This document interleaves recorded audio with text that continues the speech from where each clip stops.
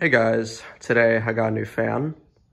It's a 52-inch Fasco Parlour fan from August of 1980.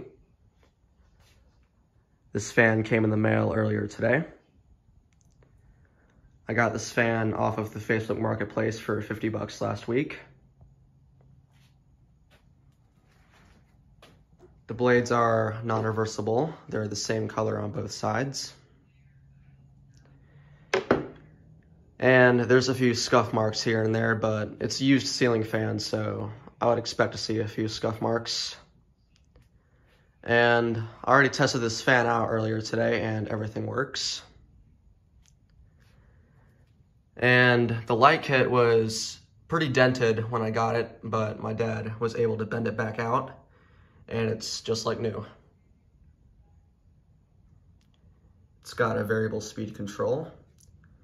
And the fan is in polished brass finish. And it came with this really lovely globe. This fan is 100% complete. It even came with the J-hook. And there's the blade screws right there. It uses a J-hook mounting system. There's the reverse switch. And there's the Fasco logo. And the date is somewhere in there. You can kind of see it. It's dated August of 1980. Here, let me get those wires out of the way.